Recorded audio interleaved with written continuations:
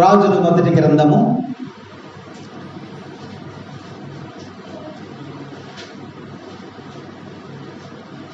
18వ అధ్యాయము 23వ వచనం. మాకు 2 ఎద్దులను ఇప్పింపుడు, వారినొక ఎద్దును తీసుకోమనుడు. వారు దానిని చంపి ముక్కలుగా కోసి కట్టెల మీద పేర్చవలెను. నిప్పు మాత్రము అంటింపరాదు. నేను తీసుకున్న 2వ ఎద్దును కూడా అట్లే కట్టెల మీద పేర్చెదరును, కాని నిప్పంటింపను. పిమ్మట బాలు ప్రవక్తలు వారి దేవుని ప్రార్థింతురు. నేను యావేను ప్రార్థింతును. ఆ ప్రార్థనకు నిప్పు పంపించువాడెవడో అతడే మన దేవుడు అనెను. ఆ సవాలుకు ప్రజలందరూ సరి అని praise the Lord, praise the Lord. తండ్రి వందనం, తండ్రి స్తోత్రం, యేసువా వందనం, యేసువా స్తోత్రం, praise the Lord, praise the Lord. 23వ వచనం నుండి 29వ వచనం వరకు మనం చదివినట్లయితే ఏలియా ఒక సవాలు విసురుతూ ఉన్నాడు, ఒక పందెం కాస్తూ ఉన్నాడు. నిన్నటి రోజున ఆ కొండ యొక్క ప్రభావం ఎలా ఉందో మనం ధ్యానించాము. ఈరోజు అంశంలో ఏలియా సవాలు విసిరాడు. నీ దేవుడు నిజమైనటువంటి దేవుడా, నా దేవుడు నిజమైనటువంటి దేవుడా? 2 తలంపుల మధ్య మీరు ఎంతకాలం జీవిస్తారు? అయితే ఇటు రండి లేదా అటు రండి, కానీ నిజమైనటువంటి దేవుడు ఎవరో ఆ దేవుని వైపు మీరు రండి, ఆయన ప్రార్థించండి, ఆయన ఆరాధించండి, ఆయన గణపరచండి అని ఇక్కడ ఏలియా ఒక సవాలు విసురుతున్నాడు. ఒక పందెమును కూడా కాశాడు ఆయన. ఏమిటంటే 2 ఎద్దులను ఇవ్వండి. ఎవరిని అడుగుతున్నాడు ఈ మాటలు?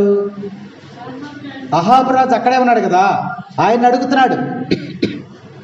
మాకు 2 ఎద్దులను ఇవ్వండి. ఒక ఎద్దును తీసుకొని మీరు తీసుకోండి, ఒక ఎద్దుని, ఆ ఎద్దుని వధించండి, కొయ్యండి, ముక్కలుగా చేయండి, చేసి అక్కడ బలిపీఠం మీద పెట్టండి. పెట్టి నీ దేవుణ్ణి నువ్వు ప్రార్థన చేయి. నువ్వు నిప్పు అంటించకూడదు. నీ దేవుణ్ణి ప్రార్థన చేసి నువ్వు అగ్ని చేత ఆ మాంసం ఏం చేయాలి? కాల్చివేయి.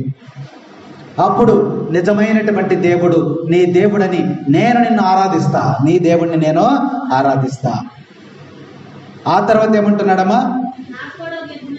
తర్వాత 2వ ఎద్దును నాకివ్వండి, నేను కూడా బలిపీఠము కట్టి దాని మీద ఎద్దు యొక్క మాంసమనంతా కూడా దాని మీద పేర్చి నేను అగ్నిని రప్పిస్తాను. ఎవరైతే నిప్పు అంటించకుండా అగ్నిని రప్పించి మాంసమును దహించి వేస్తారో వారే నిజమైనటువంటి దేవుడు అని చెప్పి ఏలియా ఒక సవాలును విసిరాడు. Praise the Lord, praise the Lord. అంటే ఏలియాకు దేవుని యందు ఎంత విశ్వాసం ఉన్నదో మనం ఇక్కడికే అర్థమవుతుంది.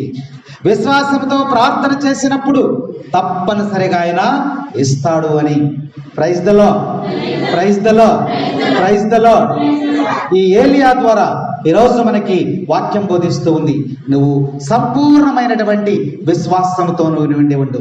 విశ్వాసంతో నువ్వు అడిగినప్పుడు తప్పనిసరిగా దేవుడు నీకు సహాయం చేస్తాడు. ఒక ఆయన ఇలాగే కరువు వచ్చేసినప్పుడు మరి నీరు లేదు, వర్షాలు పడటం లేదు, పంటలు పండటం లేదు, వర్షం కోసం ప్రార్థన చేద్దాం రండి అని చెప్పి ఊరు బయట ఉన్నటువంటి ఒక మైదానం దగ్గర ప్రార్థన చేద్దాము, మరి విశ్వాసులందరూ కూడా రండి అని సాయంత్రం పిలుచుకుని వెళ్ళారు. అందరిని రమ్మన్నారు. వెళ్ళేటప్పుడు కుటుంబ సభ్యులందరూ కూడా బయలుదేరి దేనికోసం వెళ్తున్నారు? దేవుణ్ణి వర్షం కురిపించమని ప్రార్థన చేయటం కోసం వెళ్తుంటే వాళ్ళ ఒక పిల్ల ఇంత పిల్ల ఏం చేస్తుంది? వెళ్తుంది, గొడుగును పట్టుకుని వెళ్ళిందంట. వెళ్ళేటప్పుడు గొడుగుని పట్టుకెళ్తాం. అప్పుడు అన్నారట, ఎందుకమ్మా నువ్వు గొడుగుని తెస్తున్నావు అని అడిగారంట. అడిగితే పిల్లందంట, మనం దేనికోసం వెళ్తున్నాం? వర్షం. అక్కడికి వెళ్ళి మనం ప్రార్థన చేసినప్పుడు వర్షం వచ్చేస్తుంది కదా, తడిసిపోకుండా నేను గొడుగు వేసుకుంటాను. ఎంత విశ్వాసం వచ్చండి. Praise the lord.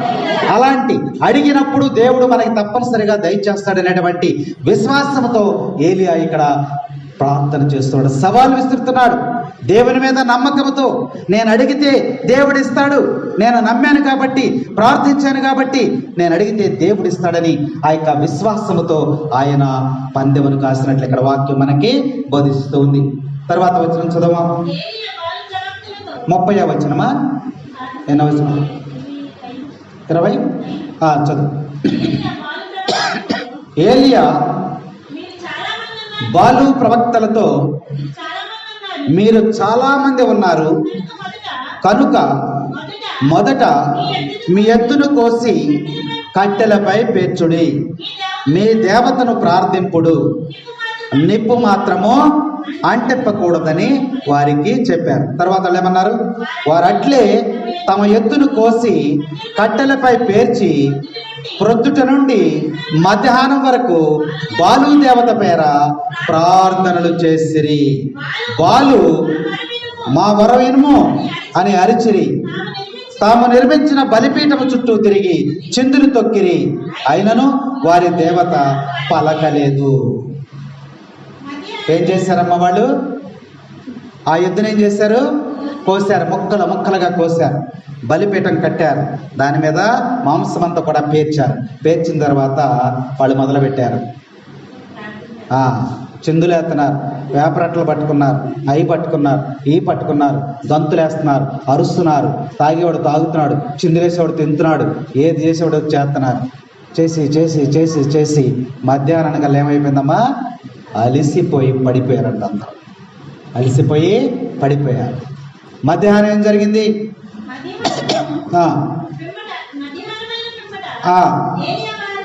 ఏలియా వేళాకోళము చేయిచు, మీరు కొలుసు బాలు దేవుని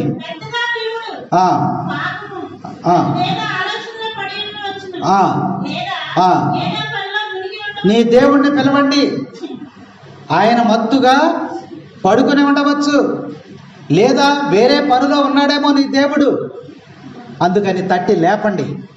ఇదిగో మీరు ఉదయం నుంచి కూడా అరుస్తున్నారు, కేకలు పెడుతున్నారు, అన్నీ చేస్తున్నారు, దేవుడు రాలేదు కదా, మీ అరుపులు ఇంకా దేవుడికి వినపడలేదేమో, ఒకవేళ నిద్రపోతున్నాడేమో, లేదా వేరే పనిలో ఉన్నాడేమో, మీ దేవుడిని తట్టి లేపండి అని ఏలియా వారిని ఏం చేస్తాడమ్మా? ఏళన చేస్తూ మాట్లాడినట్టు వాక్యం ఇక్కడ మనకి తెలియజేస్తా ఉంది. తర్వాత ఒకవేళ ఎక్కడైనా ప్రయాణము కట్టి ఉండొచ్చును, లేదా నిద్రించు. దేవుడు అంట, మీ దేవుడు ఎక్కడికన్నా ప్రయాణమై వెళ్తున్నాడేమోనయ్యా, మీ మాటలు ఆలకించట్లేదు, నిద్రపోయాడేమో, ఓసారి లేపండి, మీరు ఇంకా గట్టిగా అరవండి అని చెప్పి ఏలియా ఆ యొక్క బాలు ప్రవక్తలు, ఎంతమంది ఉన్నారు బాలు ప్రవక్తలు? మీరు 450 మంది ఉన్నారు. ఇక్కడ ఎక్కడున్నారమ్మా వాళ్ళందరూ? కర్మెలు కొండ దగ్గర 450 మంది మీరున్నారు, నేను ఒక్కడనే ఉన్నాను. కాబట్టి ఎక్కువ మంది మీరే ఉన్నారు, కాబట్టి ముందే మీరు బలి అర్పించండి అని చెప్పి వారికి అవకాశం ఇచ్చి వారిని ఈ విధంగా మాట్లాడాడు. 28వ వచనం, ఆ మాటలు విని బాలు ప్రవక్తలింకను పెద్దగా కేకలు వేయచ్చు, తమ ఆచారము చొప్పున నెత్తురు కారు వరకు కత్తులతోనూ బాకులతోనూ శరీరము కోసుకొనిరి. ఏం చేశారమ్మా? కొరడాలతో కొట్టుకున్నారు, కత్తులతో కోసుకున్నారు, రక్తం కారుతా ఉంది, కేకలేశారు, అరుపులేశారు, రొట్టెలు పట్టుకున్నారు, చిందులేశారు, అన్నీ చేశారు. కానీ మాంసము అక్కడ దహించబడలేదని ఇక్కడ లేఖనాలు మనకి తెలియజేస్తూ ఉన్నాయి. తర్వాత మధ్యాహ్నము దాటిపోయాను, సాయంకాలము నైవేద్యం అర్పించుటకు సమయం వరకును వారు ఆవేశముతో మంత్రాలు తంత్రాలు అన్ని కూడా చేయవలసినటువంటి ప్రతి పని కూడా చేశారు. దేవుడు దిగొచ్చాడంట, వాళ్ళ దేవుడు దిగొచ్చాడా? ఆయనను వారి దేవత పలుకలేదు, జవాబు ఇవ్వలేదు. ఇది బాలు దేవత యొక్క పరిస్థితి. 30వ వచనంలోకి వెళ్ళినట్లయితే, ఇప్పుడు వాళ్ళ పని అయిపోయింది కదా, వాళ్ళు పడిపోయారు కదా. ఇప్పుడు ఏలీ వచ్చాడు. అయ్యా మీ పని అయిపోయిందా? మీ దేవుడు వచ్చాడా? రాలేదు. ఇప్పుడు ఏలియా ప్రార్థిస్తూ ఉన్నాడు. ఇది చాలా ముఖ్యమైనటువంటి ప్రార్థన. ఏలియా ప్రార్థన ఎలాంటిదంటే, రోషము కలిగినటువంటి ప్రార్థన, విశ్వాసము కలిగినటువంటి ప్రార్థన, బలీయమైనటువంటి ప్రార్థన, ఆకాశము నుండి అగ్నిని దింపినటువంటి ప్రార్థన. అలాంటి ప్రార్థన ఏలియా చేశాడు. అందుకని ఏలియాని బైబిల్ గ్రంథంలో ఏమంటారంటే, ఈయనొక ప్రార్థన వీరుడు. Praise the Lord, praise the Lord, praise the Lord. ఈయన ప్రార్థన వీరుడు. ఈయన ఎలా చేస్తున్నాడో ప్రార్థన చూద్దాం. చదువు 30వ వచనం చదువు.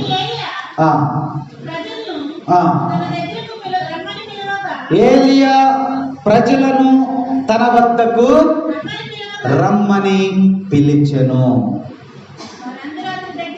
ఇది చాలా ముఖ్యమైనటువంటి అంశం. ఒక సేవకుడి యొక్క ప్రథమ కర్తవ్యం ఏంటంటే, అందరినీ దేవాలయం వద్దకు పిలుచుకున్నాడు. ఏలియా ద్వారా నేర్పుతున్నటువంటి అంశం, ఒక సేవకుని యొక్క ప్రథమ కర్తవ్యం ఏంటంటే, ప్రజలను ప్రభు వద్దకు చేర్చడం. ఏలియా ఆకాశం నుండి అగ్నిని దింపటానికి ఆయన పాటించినటువంటి పద్ధతులను మనము ధ్యానిస్తూ ఉన్నాం. 30వ వచనంలో చక్కగా వ్రాయబడి ఉంది. అక్కడ ప్రథమంగా ఆయన చేసిన పని, సేవకులని, ప్రజలని, విశ్వాసులని ఎక్కడికి పిలిచాడమ్మా? కొండ దగ్గరికి పిలిచాడు.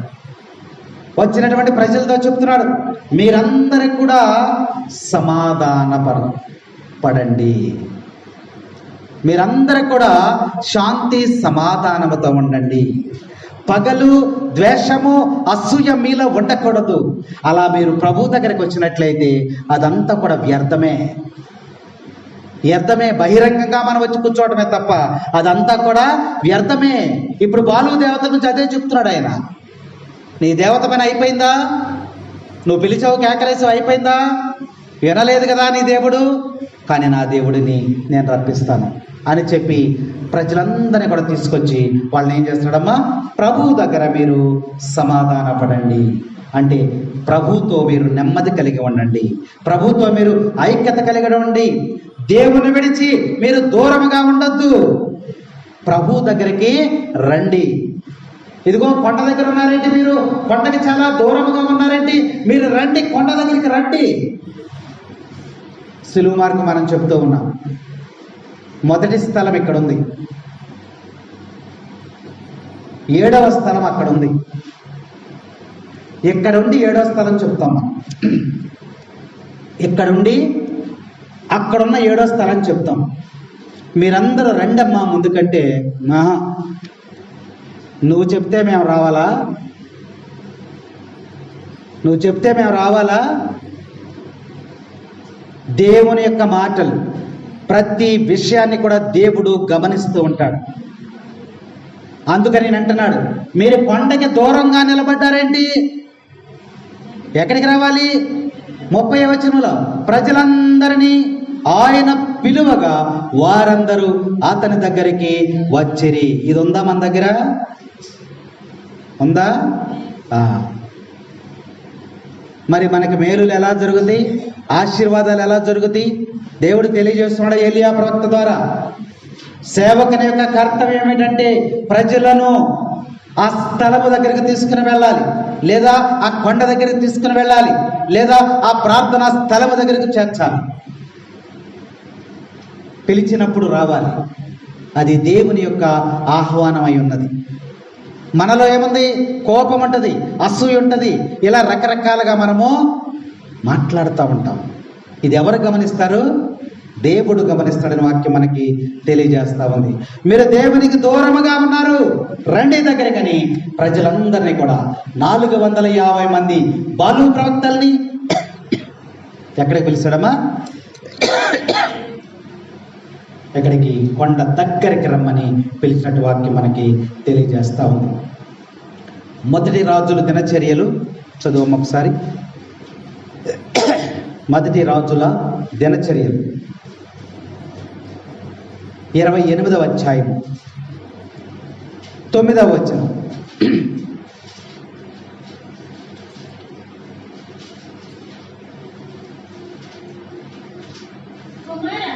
కుమార చదువు.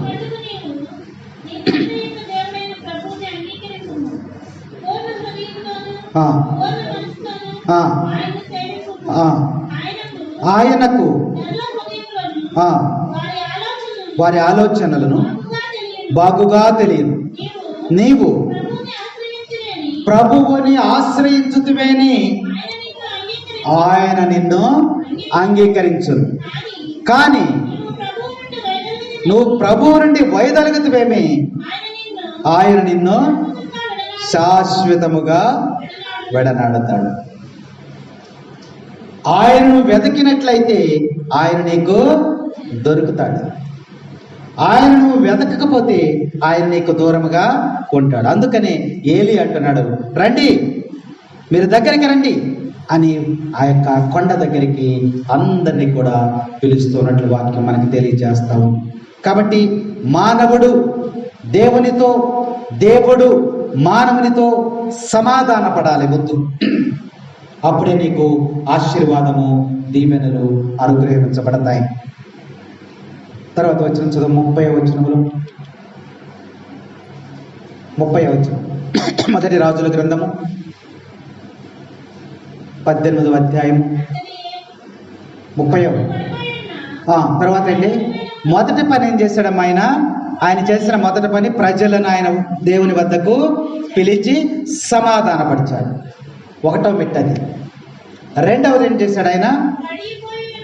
అతడు పడిపోయి ఉన్న యావే బలిపీఠమును మరమ్మత్తు ఏం చేశాడు? రెండవ పని ఏం చేశాడమ్మా? బలిపీఠమును మరమ్మత్తు చేయించెను. బలిపీఠం అంటే ఏంటి? హృదయము. పడద్రోయబడినటువంటి ఆ బలిపీఠమును ఆయన బాగు చేశాడు. దేవుని కనుక్కోవాలంటే చూడండి ఆయన ఎలా చేస్తాడు. రెండో పని ఏం చేస్తాడమ్మా? బలిపీఠమును మరమ్మత్తు చేయించను. మరమ్మత్తు ఎప్పుడు చేస్తారు? రిపేర్ ఎప్పుడు చేస్తారు? పాడైపోయినప్పుడు చేస్తారు. బలిపీఠమును, పడద్రోయబడినటువంటి బలిపీఠమును బాగు చేశాడు, చేయించాడు ఏలియా. అంటే పాడైపోయినటువంటి, ఇరిగిపోయినటువంటి, చల్లాచెదిరిపోయినటువంటి, శిథిలమైపోయినటువంటి, ముక్కలు ముక్కలుగా విడిపోయినటువంటి బలిపీఠమును ఆయన బాగు చేశాను. Praise the Lord, praise the Lord, praise the Lord. ఇక్కడ బలిపీఠము అంటే నీ హృదయము. నీ హృదయం పాడైపోయింది, నీ హృదయము విరిగిపోయింది, నీ హృదయము నలిగిపోయింది, నీ హృదయము చల్లాచెదిరైపోయింది, నీ హృదయం ముక్కలైపోయింది. అలాంటి విడిపోయినటువంటి హృదయాన్ని, చెడిపోయినటువంటి హృదయాన్ని, మలినమైనటువంటి హృదయాన్ని ఏం చేయాలంట? ఏం చేయాలమ్మా? బాగు చేయాలి. Praise the Lord, praise the Lord. పాపములో ఉన్న హృదయము చెడిపోయింది, అతిక్రమములతో హృదయము చెడిపోయింది, పడదోయబడింది హృదయము. కాబట్టి ఈ హృదయాన్ని ఏం చేయాలి? బాగు చేయాలి. అప్పుడే దేవుడు మాట వింటాడు. బాలు దేవతకి వీళ్ళందరూ చేశారయ్యి, చేయలా. కానీ ఏలియా దేవుని యొక్క ప్రవక్త కాబట్టి ఆయనకు తెలుసు, అందుకని ఆయన చేస్తున్నాడు. కాబట్టి బ్రద్దలైపోయినటువంటి, విరిగిపోయినటువంటి నీ హృదయమును బాగు చేయమని ముందుగా ఈ యొక్క బలిపీఠమును నిర్మించటం ద్వారా ఏలియా మనకి తెలియజేస్తూ ఉన్నాడు. తారుమారైపోయినటువంటి జీవితాన్ని నువ్వు మార్చుకోవాలి. తపస్సు కాలంలో పాప జీవితాన్ని మార్చుకోవాలి. ఈ తపస్సు కాలంలో విడిపోయినటువంటి నీ హృదయాన్ని, చెడిపోయినటువంటి నీ హృదయాన్ని ఈ తపస్సు కాలంలో నువ్వేం చేయాలమ్మా? మార్చుకోవాలి. అదే బలిపీఠమును నిర్మించుట అంటే. అప్పుడే దేవుడు నీ వద్దకి వస్తాడు. మొట్టమొదట నువ్వు దేవునితో సమాధాన పడాలి, ఇక్కడికి రావాలి, దేవుని దగ్గరకు నువ్వు రావాలి. నా దగ్గర ఉండు ఓ యేసయ్యా, నిన్ను విడిచి జీవించాలేను.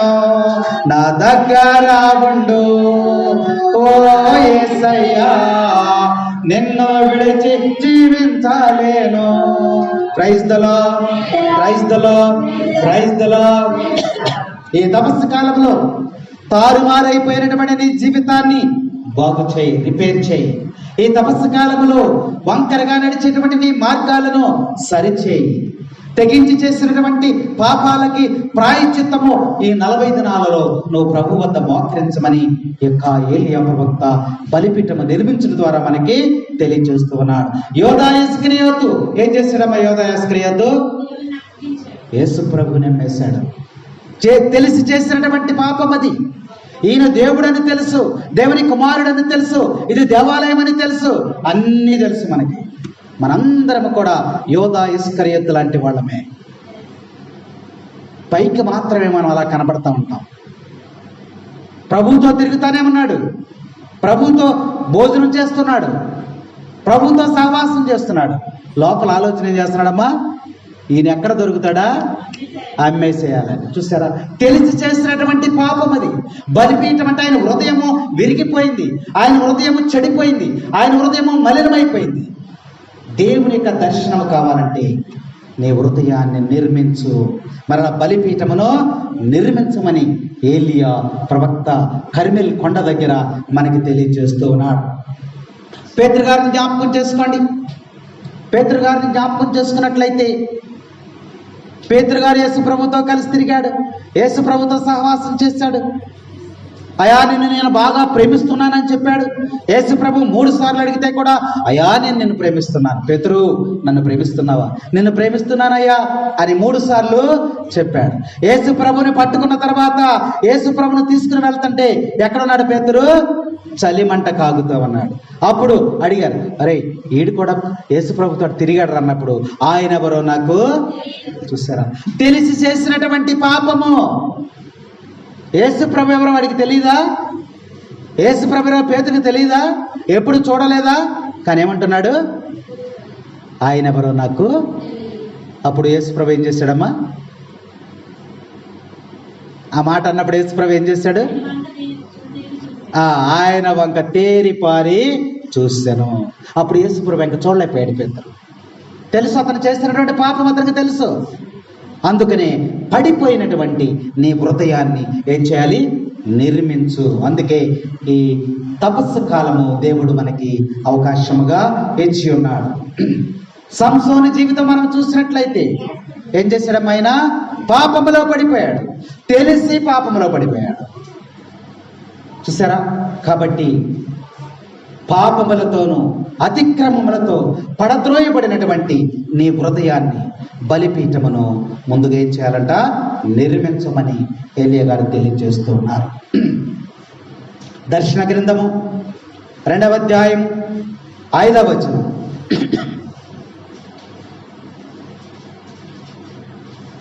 దర్శన గ్రంథము 2వ అధ్యాయం. మీరు ఎంత భ్రష్టులైపోతిరో ఒక మారు గుర్తు తెచ్చుకొనుడు. మారు మనసు పొంది మొదట నేను చేసినటువంటి క్రియలను చేయము. మారు మనసు పొందని ఎడల నేనే వచ్చి నీ దీపస్తంభమును దాని స్థానము నుండి తొలగిస్తాను. Praise the Lord, praise the Lord. ఏమంటున్నాడు? పూర్వము నువ్వు ఎట్లా ఉన్నావు ఒకసారి నువ్వు జ్ఞాపకం చేసుకో. పూర్వపు స్థితి నీది ఎలా ఉందో ఒకసారి నువ్వు జ్ఞాపకం చేసుకో. ఇప్పుడు నీ స్థితి ఎలా ఉందో నువ్వు జ్ఞాపకం చేసుకో. నీ మొదటి క్రియలను నువ్వు మర్చిపోక గుర్తు చేసుకో. ఒకవేళ ఇప్పటికీ కూడా నువ్వు మారు మనసు పొందకపోతే, ఈ తపస్సు కాలంలో కూడా నువ్వు మారు మనసు పొందకపోతే, నీ దీపస్తంభమును ఆ స్థానము నుండి నేను తీసేస్తా. అంటే అర్థం ఏంటమ్మా? దీపమనగా వెలుగు, వెలుగనగా జీవము, జీవమనగా ప్రాణము. నీ ప్రాణాన్ని నేను తీసివేస్తా, నీ జీవము నేను తీసివేస్తా శాశ్వతముగా, అంటే మరణము సంభవిస్తుందని. Praise the Lord, praise the Lord, praise the Lord. కాబట్టి నీ పూర్వోపస్థితి ఎలాంటిదో నువ్వు జ్ఞాపకం చేసుకో. నేను సృష్టించినప్పుడు నిన్ను పవిత్రముగా నేను సృష్టించాను. ఆ పవిత్రతను నువ్వు కాపాడుకో. నీ బలిపీఠమును నువ్వు నిర్మించుకో. పూర్వము నువ్వు ఎట్లుంటివో జ్ఞాపకము చేసుకో. ఇప్పుడు ఎలా ఉన్నావు? త్రాగుడికి అలవాటు పడిపోయావు, వ్యభిచారానికి అలవాటు పడిపోయావు, దొంగతనానికి అలవాటు పడిపోయావు, వ్యసనానికి అలవాటు పడిపోయావు, దేవునికి దూరంగా నువ్వు జీవిస్తూ ఉన్నావు. ఇప్పుడు ఎలా జీవిస్తున్నావో నువ్వు ఒకసారి జ్ఞాపకం చేసుకో. పూర్వస్థితిని నువ్వు జ్ఞాపకం చేసుకో. చంటి బిడ్డగా ఉన్నప్పుడు నీ హృదయం ఎలా ఉంది? పెద్దవాడైన తర్వాత, యవనస్తుడైన తర్వాత, వృద్ధాప్యకు చేరుకున్న తర్వాత నీ హృదయం ఎలా ఉంది? ఒకసారి నువ్వు జ్ఞాపకం చేసుకో. చెడిపోయినటువంటి నీ హృదయాన్ని బలిపీఠము ద్వారా నువ్వేం చేయాలి? మరలా నిర్మించు. అప్పుడే దేవుని యొక్క ఆశీర్వాదము, దేవుని యొక్క కృప నీకు దొరుకుతుందని యొక్క ఏలియా ఆ 2వ మాటలో మనకి తెలియజేస్తూ ఉన్నాడు. మార్కు శుభవార్త 1వ అధ్యాయం 19వ వచనాన్ని ఒకసారి జ్ఞాపకం చేసుకుందాం. మార్కు శుభవార్త 1వ అధ్యాయం 19వ వచనం. వెళ్ళి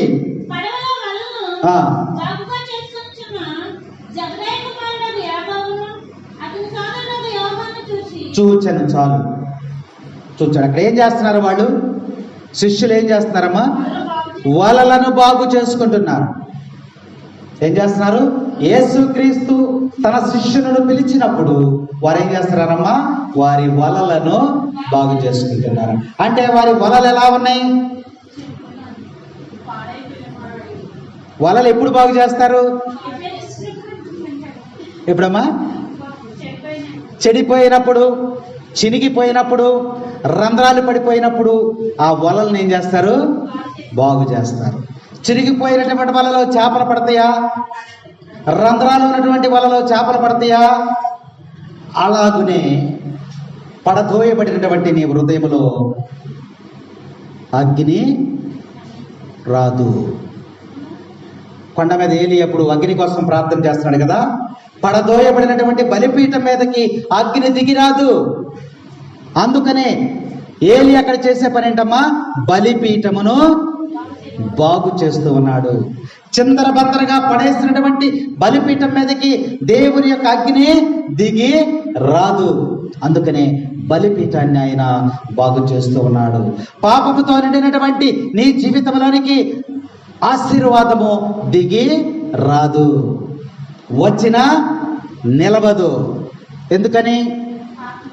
బలిపీఠం ఇక్కడ చెడిపోయింది, హృదయము చెడిపోయింది, పాపముతో నిండి ఉంది. అందుకనే ఏలియా బలిపీఠమును బాగు చేయుచున్నాడని 2వ మాటలు ఆయన మనకి చెబుతూ ఉన్నాడు. నీ హృదయాన్ని బాగు చేసుకో.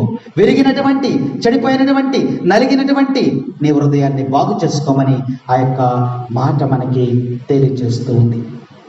తర్వాత ఏం చెప్పాడమ్మా?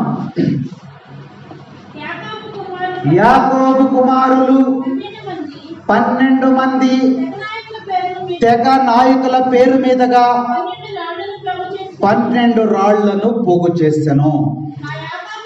ఈ యాకోబునకే ప్రభువు ఇశ్రాయేలు అని పేరు పెట్టెను. Praise the Lord, praise the Lord. మూడవ మాట, మూడవ పని ఏం చేశాడమ్మా? ఇశ్రాయేలు అని పేరు పెట్టాడు. ఏం పెట్టాడు? యాకోబు యొక్క కుమారులకు తెగల పేరు మీదగా ఎన్ని రాళ్ళు పోగు చేశాడు? 12 రాళ్ళు పోగు చేశాడు అక్కడ. అంటే యాకోబు గారి కుమారులు 12 మంది ఉన్నారు. 12 మంది ఉన్నారు. వాళ్ళకి గుర్తుగా ఎన్ని రాళ్ళు పోగు చేశాడు? దేవుని ప్రత్యక్షమైన యాకోబుతో మాట్లాడాడు. దేవుడు ప్రత్యక్షమై ఆయనకు దర్శనమిచ్చి ఆయనకు కనబడి యాకోబుతో మాట్లాడాడు. యాకోబు, నీ పేరు మార్చేస్తున్నా. ఏం పేరు అది? ఇశ్రాయేలుగా మారుస్తూ ఉన్నా. దేవుడు పేరు మారుస్తూ ఉన్నాడంటే ఆయన ఇష్టపడుతున్నాడని అర్థం. ఆయన ఇష్టపడుతున్నాడని అర్థం. యాకోబు, నీ పేరు మారుస్తున్నాను. ఏమిటయ్యా నా పేరు? ఇశ్రాయేలుగా నేను మారుస్తున్నాను. ఇశ్రాయేలు అంటే అర్థం ఏంటమ్మా? దేవునితో పోరాడుట. ఏంటది? దేవునితో పోరాడువాడు అని అర్థం. ఇప్పుడు ఇశ్రాయేలు ఏం చేయాలి? ఇశ్రాయేలు జనమని పెట్టాడు కదా వాళ్ళకి. వీళ్ళు ఏం చేయాలి ఇప్పుడు? దేవునితో పోరాడువారు. చూసారా వాక్యంలో మనం చూస్తే?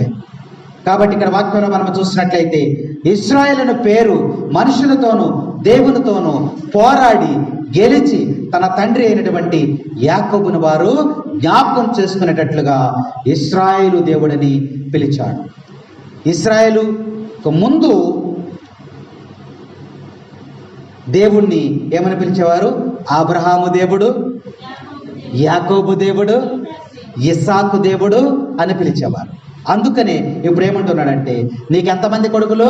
12 మంది బిడ్డలు ఉన్నారు కాబట్టి నీ కొడుకుల పేరు మీద ఏం చేస్తున్నాను? ఇశ్రాయేలు అని నీకు పేరు మారుస్తున్నాను.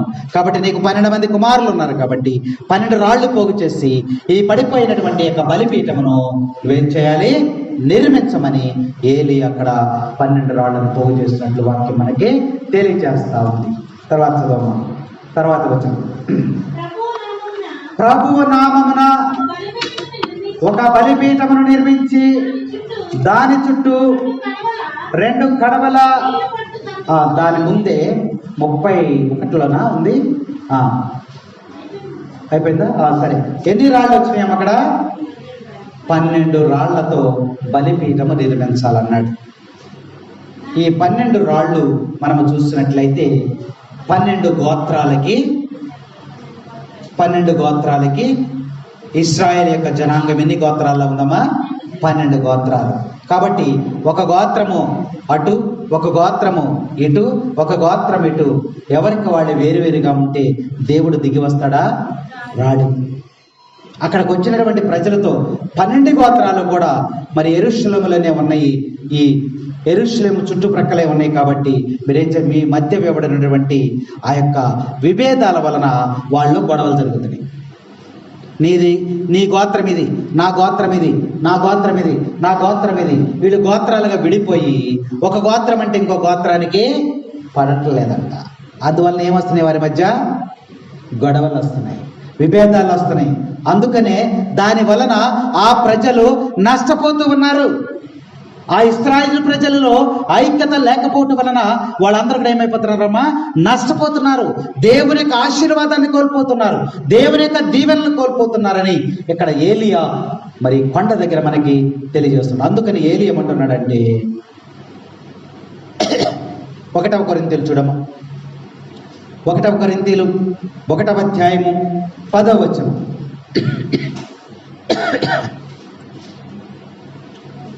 1 కొరింథీయులు 1వ అధ్యాయము 10వ వచనం. సోదరులారా, వర్గములు లేకుండా సంపూర్ణముగా ఒకే మనస్సు, ఒకే ఆలోచన కలిగి ఉండవలెనని మన ప్రభువైన యేసుక్రీస్తు పేరట మిమ్ములను నేను వేడుకొనుచున్నాను. Praise the Lord, praise the Lord, praise the Lord. ఎలా ఉండాలంట? ఏక మనస్సు కలిగి ఉండాలి. 12 గోత్రాల్లో ఉన్నటువంటి ఈ 12 గోత్రాలు కూడా విడిపోయారు. ఇది ఏలియా గమనించాడు. 12 గోత్రాలుగా విడిపోయారు. ఈ గోత్రం అంటే ఆ గోత్రానికి పడతలా, ఆ గోత్రం అంటే ఈ గోత్రానికి పడతలా. ఇంకా దేవుడు ఎట్ట వస్తాడు అక్కడికి? ఆశీర్వాదం ఎట్ట వస్తుంది? అందుకని ఏలియా ఏం చేస్తాడు తెలుసా? అయ్యా, నేను ఇప్పుడు దేవుణ్ణి నిరూపించాలంటే ఏం చేయాలి? సంఘమంతా కూడా ఎలా ఉండాలి? ఏక మనస్సు కలిగి ఉండాలి. Praise the Lord, praise the Lord. ఆ ఏక మనస్సు లోపించినప్పుడు సంఘమునకు నష్టము జరుగుతుందంట. ఏలియా కర్మెల్ కొండ దగ్గర తెలియజేస్తూ ఉన్నాడు. 1 కొరింథీయులు 12వ అధ్యాయం 25వ వచనం. కనుక శరీరములో వేరుగా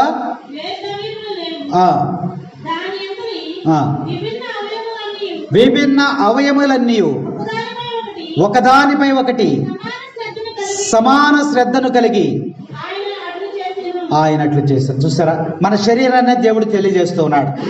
మన శరీరం ఉంది, శరీరంలో వివిధ అవయవాలు ఉన్నాయి.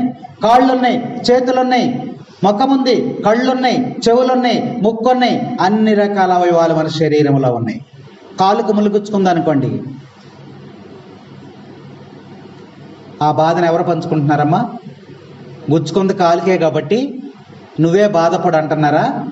శరీరంలోని అవయవాలన్నీ కూడా, నోరు కూడా అబ్బా అబ్బా అబ్బా, దానికేం పని? గుచ్చుకుంది ఎక్కడ? శరీరములో ఒక అవయవానికి ఏదైనా బాధ కలిగితే ఆ బాధని శరీరములో అవయవాలన్నీ కూడా పంచుకుంటున్నాయి. శరీరములో ఒక సంతోషం కలిగితే, ఒక ఆనందము కలిగితే దానిని, ఆ సంతోషాన్ని శరీరంలో అవయవాలన్నీ కూడా కలిసి పంచుకుంటుంది. సంఘములో ఉన్న నీవు ఎందుకు పంచుకోవు? సంఘములో ఉన్న నీవు ఐక్యతగా ఎందుకు ఉండవు? సంఘములో నీకు ఇశ్రాయేలు గోత్రాలులాగా ఎందుకు వర్గభేదాలు ఉంటున్నాయి? ఎందుకు ద్వేషం ఉంటుంది? ఎందుకు ఒకరినొకరు అర్థం చేసుకోవటం లేదు? మీరు నష్టపోతారు. దేవుని ఆశీర్వాదం రాదు. ఏలి అదే అంటున్నాడు, నేను అగ్నిని దింపాలి అంటే, దేవుని యొక్క నా పిలుపుని విని దేవుడి ఇక్కడికి దిగి రావాలి అంటే సంఘం ఎలా ఉండాలి? ఐక్యత కలిగి ఉండాలి, శరీరంలాగా ఉండాలి, ఏక మనసు కలిగి ఉండాలి. అప్పుడే దేవుని యొక్క ఆజ్ఞ మనకి, ఆశీర్వాదం మనకి దిగి వస్తూ ఉంది. యెషయా గ్రంథము 59వ అధ్యాయం 2వ వచనాన్ని మనం చూసినట్లయితే దేవుడు అక్కడ ఒక మాటను మనకు సెలవిస్తూ ఉన్నాడు. మీ పాపములు మీకును దేవునికి మధ్య అడ్డుకోవడవలే ఉన్నవి. Praise the Lord, praise the Lord, praise the Lord. మన పాపములు ఎవరికి అడ్డుగా ఉన్నాయంట? దేవునికి మనకి అడ్డుగా ఉన్నాయి. ఇప్పుడు గుడికి రావాలని, ఇక్కడ దేవాలయానికి రావాలి, ఇక్కడ పెద్ద గోడ ఉంది, నువ్వు లోపలికి వస్తావా? రాలేవు. ఎయిర్పోర్ట్లో, ఇప్పుడు గన్నవరం ఎయిర్పోర్ట్ ఉంది, ఎయిర్పోర్ట్లోకి వెళ్ళాలంటే చుట్టూ ఏముంది? గోడ కట్టేస్తుంది. వెళ్తావా లోపలికి? వెళ్ళలేవు. అలాగే మన యొక్క పాపములు ఏంటయ్యి? మన యొక్క పాపములు ఒక గోడలాగా కట్టేస్తున్నాయంట. ఒక గోడలాగా కట్టేస్తున్నాయి. ఎక్కడ కట్టేస్తున్నాయి? మనమేమో గోడ యువతలు ఉన్నాము, అవతలు ఎవరున్నారు? దేవుడు. దేవునికి మానవునికి మధ్య నీ పాపములు అడ్డు గోడవలే ఉన్నాయి. కాబట్టి ఏం చేయాలంట? ఏం చేయాలి? ఆ యొక్క పాపం అనేటువంటి దానిని మనము తొలగించుకోవాలని ఇక్కడ ఏం చేశాడంటే 12 గోత్రాలని ఏం చేశాడు? ఏలియా పోగు చేసి ఏక మనసు చేశాడు. అయ్యా, నిజమైనటువంటి దేవుడు ఇప్పుడు మనకు కనిపిస్తూ ఉన్నాడు. మీరు చూస్తారు ఇప్పుడు నిజమైన దేవుణ్ణి. మీరందరూ కూడా ఐక్యతతో ఉండడి, ఏక మనసు ఉండేట్లుగా చేసినట్టు వాక్యం మనకి తెలియజేస్తా ఉంది. తర్వాత వచనం 32వ వచనం.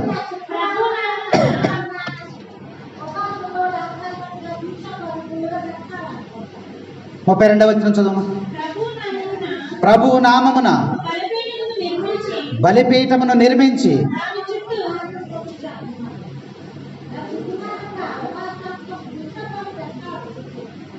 ఏంటి గోళ? సిలువ మార్గం చెప్తే వెళ్ళిపోదాం. పనైతే